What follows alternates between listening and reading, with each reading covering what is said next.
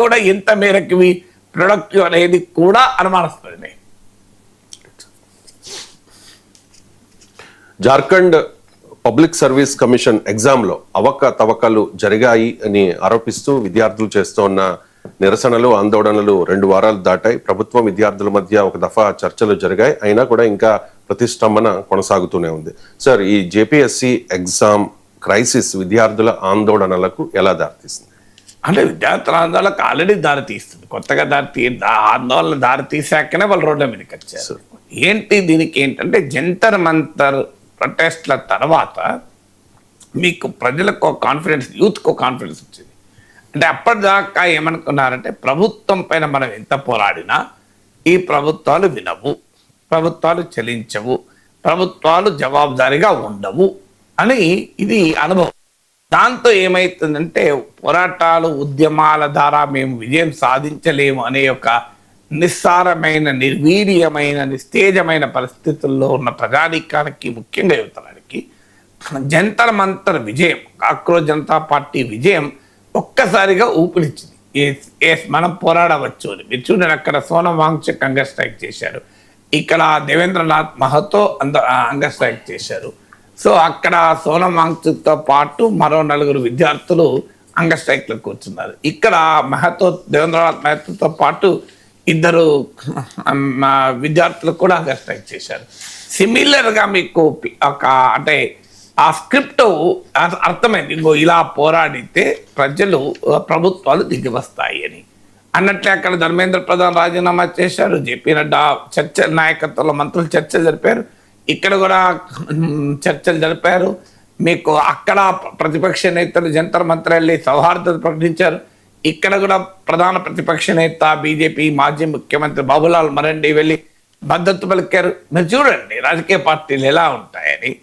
అక్కడేమో Bharatiya Janata party Jantar మంతర్లో protest చేసేవారిని దేశద్రోహులని, విదేశీ నిధులతో చేస్తున్నారని, ప్రతిపక్షాల ఏజెంట్లని తీవ్రమైన ఆరోపణలు చేశారు.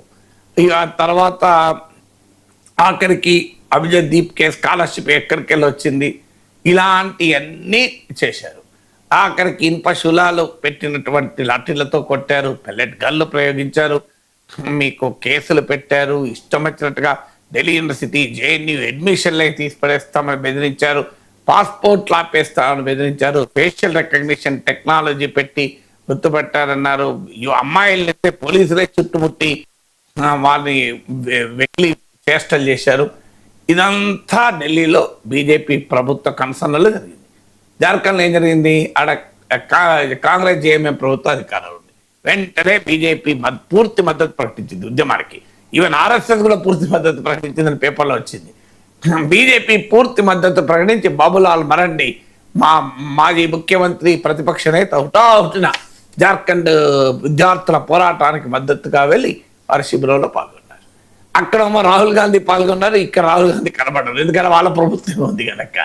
అంటే పొలిటికల్ పార్టీస్ పైన యూత్కి ఎందుకు నమ్మకం పోయిందంటే దానికి కారణం ఇదే.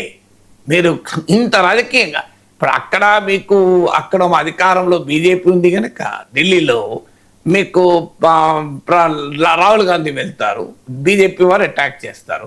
ఇక్కడేమో కాంగ్రెస్ అధికారంలో భాగంగా రాహుల్ గాంధీ రారు, కానీ బీజేపీ వాళ్ళు వచ్చి మద్దతు ప్రకటించారు, సౌహార్దత ప్రకటిస్తారు. సో అలా రాజకీయ పార్టీలు ఉద్యమాల పట్ల, సమస్యల పట్ల ఏ రకమైనటువంటి స్వభావాన్ని కలిగి ఉంటారు, దానికి ఇది ఒక క్లాసిక్ కాంట్రాస్ట్ కదా. అఫ్ కోర్స్ ఇష్యూలో సిమిలారిటీ ఉంది మీకు. అక్కడ ఢిల్లీలో నీట్ ఎగ్జామ్ పేపర్ లీక్ వ్యతిరేకంగా పోరాటం, ఇక్కడేమో జార్ఖండ్ పబ్లిక్ సర్వీస్ కమిషన్ ఎగ్జామినేషన్లో అవకతవకలు జరిగాయి అనేది ఇక్కడ అనుమానం. అక్కడ నేషనల్ టెస్టింగ్ ఏజెన్సీ పైన ఆరోపణ, ఇక్కడ పబ్లిక్ సర్వీస్ కమిషన్ పైన ఆరోపణ. ఈవెన్ అక్కడ డేటా హ్యాండిల్ చేసినటువంటి సంస్థను గతంలో Jharkhand staff selection commission blacklist కూడా చేసింది. విచిత్రం చూడండి, ప్రభుత్వ కన్సర్న్లోనే నడిచే Jharkhand staff selection commission blacklist చేసినటువంటి సంస్థకు మళ్ళీ పబ్లిక్ సర్వీస్ కమిషన్ ఎందుకు ఇచ్చింది కాంట్రాక్టు? ఆన్సర్ ఉండాలి కదా. సో అక్కడ మీకు అడ్మినిస్ట్రేషన్ ఫెయిల్యూర్ కనబడుతుంది, ఇక్కడ ఫెయిల్యూర్ కనబడుతుంది. అక్కడ మీకు జంతర్ మంతర్లో ఎగ్జామినేషన్ రిఫార్మ్స్ కొరకు పోరాటం, ఇక్కడ కూడా సిస్టమిక్ రిఫార్మ్స్ కావాలి అని అంటున్నారు. From JPSC, Jharkhand public service commission to Jharkhand staff selection committee, systemic reforms కావాలని. సో మీకు అక్కడ కాక్రోజ్ జనతా పార్టీ నిర్వహించింది ఢిల్లీలో, ఇక్కడ కాక్రోజ్ జనతా పార్టీ డైరెక్ట్గా నిర్వహించలే, కానీ ఇటీవల కాక్రోజ్ జనతా పార్టీ కూడా మద్దతు ప్రకటించారు. సోనం వాంగ్చుక్ కూడా మద్దతు ప్రకటించడమే కాకుండా ఆయనే వీడియో కాల్లో మాట్లాడి దేవేంద్రనాథ్ మెహతాతో కాస్త రిలాక్స్ చేయించారు హంగర్ స్ట్రైక్ను. సో ఇంకో జాగ్రత్త కూడా పడుతున్నారు ఇక్కడ జార్ఖండ్లో. ఇప్పుడు అక్కడ జంతర్ మంతర్లో జరిగింది, ఇక్కడ జైపాల్ సింగ్ ముండా స్టేడియంలో జరుగుతోంది. ఇంకా ఇక్కడ జార్ఖండ్ ప్రొటెస్టులు జాగ్రత్త పడుతున్నారు. జంతర్ మంతర్లో కొంతమంది ఇష్టం వచ్చినట్టుగా బాధ్యతారహితంగా అబ్యూజివ్ వీడియోస్ పెట్టి ప్రభుత్వానికి ఒక అప్పర్ హ్యాండ్ ఇచ్చారు. అందుకే నరేంద్ర మోడీ దాన్ని ఉపయోగించుకొని నేను క్షమిస్తున్నాను, ఆ అమ్మాయి ఎలా మాట్లాడింది నా పైన అంటూ వీడియో పెట్టి కంప్లీట్ డైవర్ట్ చేస్తానికి ప్రయత్నం కూడా జరిగింది.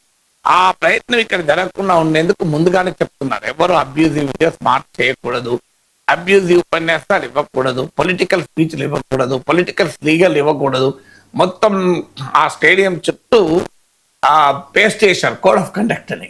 ఈవెన్ వాళ్ళ మైకుల్లో కూడా చెప్తున్నారు ఎవరు ఆ అభ్యంతరకర నినాదాలు ఇవ్వద్దు అని. ఎందుకంటే ఆ జాగ్రత్త పడుతున్నారు. ఎందుకంటే ప్రభుత్వాలు చాలా తెలివిగా ఎవరో లక్షలాది మంది ప్రొటెస్టర్లు ఉన్నప్పుడు ఒక 5, 10 మందో 20 మందో రకరకాల ఎజెండాలు ఉన్న వాళ్ళు ఎంటర్ అవుతారు. కానీ దాన్ని బట్టి మొత్తం ప్రొటెస్టర్లనే మనం తప్పు పట్టకూడదు. సో అలా తప్పుదారిన పోయిన వాళ్ళని ఖచ్చితంగా ప్రశ్నించాలి. కానీ మొత్తం ఉద్యమాన్ని అంచనా వేసేందుకు దాని యొక్క గీట్రాయిగా తీసుకోవద్దు. కానీ ప్రభుత్వాలు వ్యూహాత్మకంగా తీసుకుంటూ ఉంటాయి. అది గమనించిన జార్ఖండ్ నిరసనకారులు ఆ జాగ్రత్త కూడా పడుతున్నారు. ఎందుకంటే కంపారిటివ్లీ అనుభవం తర్వాత కదా మీకు దాని అనుభవం. కానీ ఒక్కటి మాత్రం, అది జంతర్ మంతర్ నుంచి జైపాల్ సింగ్ ముండా స్టేడియం వరకు, అది ఢిల్లీ నుంచి జార్ఖండ్ వరకు మీకు ఒక ఫండమెంటల్ థింగ్ ఏంటంటే power of the parliament, power of the assembly కన్నా పవర్ ఆఫ్ ద స్ట్రీట్ డెమోక్రసీలో బలమైంది అని. ఇప్పుడు పార్లమెంట్లో మోడీ ప్రభుత్వం 2/3 మెజారిటీ వైపుగా దూసుకెళ్తోంది. అయినా కూడా జంతర్ మంతర్లో ప్రొటెస్టులకు తలవంచాల్సి వచ్చింది. ఏ బలమైన ప్రతిపక్షము చేయలేని పనిని యూత్ ప్రొటెస్ట్ చేయగలిగాయి. జార్ఖండ్లో కూడా అసెంబ్లీలో బలం ఉంది కూటమికి, కాంగ్రెస్ జేఎంఎం కూటమికి. కానీ పవర్ ఆఫ్ ద స్ట్రీట్ ముందు ఖచ్చితంగా మీకు హేమంత్ సోరెన్ ప్రభుత్వం కూడా దిగిరాక తప్పడం లేదు. అందువల్ల పవర్ ఆఫ్ ద పార్లమెంట్ కన్నా పవర్ ఆఫ్ ద స్ట్రీట్కు ఒక మారల్ స్ట్రెంగ్త్ ఉంటుంది. ఆ పవర్ ఆఫ్ ద స్ట్రీట్ అనేది ఒక న్యాయమైన ఇష్యూ, ధర్మమైన ఇష్యూ పైన ఉన్నప్పుడు ఉండేటువంటి మారల్ స్ట్రెంగ్త్ ప్రభుత్వాలకు ఉండే, రాజ్యానికి ఉండే అత్యంత బలమైన వనరులకు కూడా తలవంచని శక్తిగా ఉంటుంది అనటానికి ఇది ఒక నిరూపణ.